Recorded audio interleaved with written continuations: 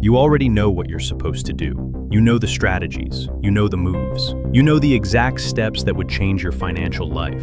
But here's what the data shows. 85% of people who understand personal finance never implement even one strategy. Not because they lack information, because they've normalized mediocrity so deeply that it's become invisible. Your life doesn't feel like failure, it just feels like life. And that's the most dangerous place to be. Because when mediocrity stops feeling like mediocrity and starts feeling normal, your brain stops fighting it.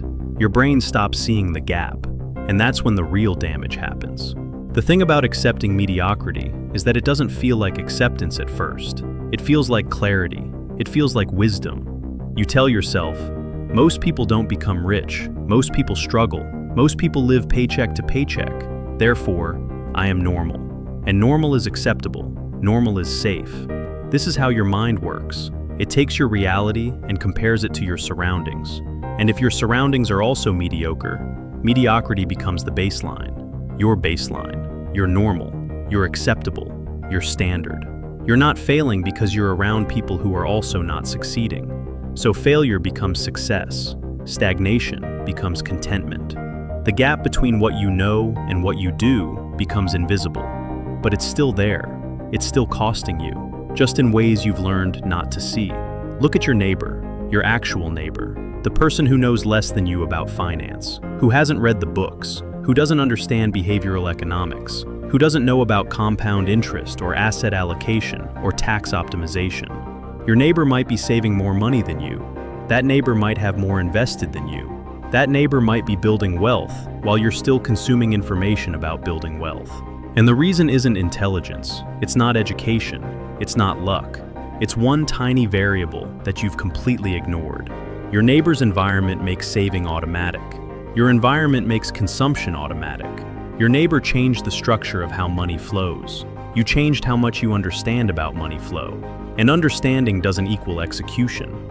This is the mechanism you're missing. This is what keeps informed people poor. Not lack of knowledge, abundance of knowledge that has become a substitute for action. Listen to me very carefully right now. Open your banking app, right now.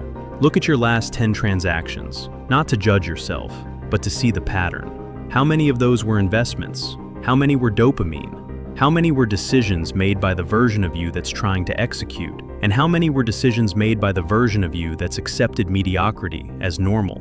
If you can't answer with complete honesty, the normalization has already won. Your brain has already made mediocrity invisible. This is the invisible cost. It's not the $1,000 you spent on things you didn't need. It's that you no longer see those $1,000 as a problem.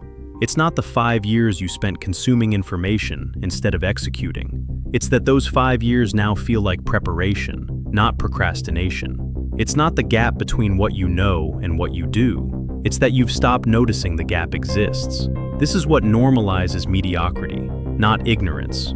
Awareness that has been repackaged as acceptance. You're not ignorant, you're informed. You know exactly what you should do. So when you don't do it, you can tell yourself, I'm not failing, I'm just taking my time. I'm not broke, I'm just building. I'm not stuck, I'm just being cautious. These are the lies that mediocrity tells when you're informed enough to know better. An uninformed person stays poor because they don't know how to get rich. An informed person stays poor because they know how to get rich and have convinced themselves they're doing it by thinking about it. But here's the thing that nobody talks about. Knowing the second half of this equation is where people actually escape. It's not about understanding mediocrity better. It's about understanding why you accept it in the first place. And the answer is darker than you think. You accept mediocrity because it requires a death. It requires that you kill the identity you've built. You've spent years becoming someone who understands finance, someone who reads the right books, someone who can discuss behavioral economics at dinner, someone who knows better. That identity is comfortable. That identity doesn't require risk. That identity can stay exactly as it is and still feel intelligent, still feel aware, still feel like you're making progress. But escaping mediocrity requires abandoning that identity. It requires becoming someone who executes instead of someone who understands. It requires becoming someone who builds instead of someone who knows. And the gap between understanding and building is an identity death. Most people aren't willing to die. Not even for wealth, not even for freedom. So they stay, they understand more, they build more knowledge, they become more expert in why they fail, and their life stays exactly the same. Now, here's where most people get stuck. They think the solution is more discipline. They think the solution is better motivation. They think the solution is a new system to understand and implement. But that's still understanding. That's still the same trap. The people who actually escape don't do it through willpower or motivation or systems. They do it through a complete restructuring of their environment, not their mindset, their actual physical and digital environment. They automate their savings so money is removed before they can spend it. They remove the apps that trigger spending. They change their social circle so that mediocrity is no longer the baseline. They rebuild their life around a different structure, not around understanding it better, around making the right choice the easy choice, around making the wrong choice impossible. There's a specific framework for how this works. It's not something you'll find in a book about personal finance. It's not something you'll discover by watching more videos about behavioral psychology. It's something you have to see in action. It's something that forces your brain to build new neural pathways before your old rationalizations can defend against it. There's a presentation that walks through exactly this framework. Not theory, not another thing to understand. The actual mechanism of how people restructure their entire relationship with money. How they go from informed and broke to informed and building. How they stop normalizing mediocrity and start making wealth automatic. It's in the description. And I'm going to tell you what happens next. Most of you won't click it. Your brain will create a reason. You'll tell yourself that you already understand the mechanism, that you don't need to see how others do it, that you can figure it out on your own, that you'll do it tomorrow. That's the normalization protecting itself. That's your brain defending the identity you've built around understanding without executing. So here's the choice you have. You can close this video. You can go back to your normal life. You can continue being informed and broke.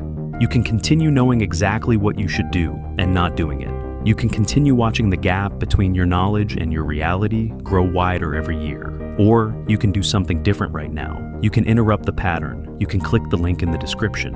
You can see what the restructured environment actually looks like.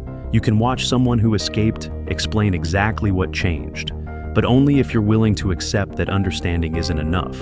Only if you're willing to accept that you've been using intelligence as a substitute for execution. Only if you're willing to accept that the identity you've built around knowing better needs to die for you to become better. Most people won't accept that. Most people will stay exactly where they are. They'll keep normalizing mediocrity.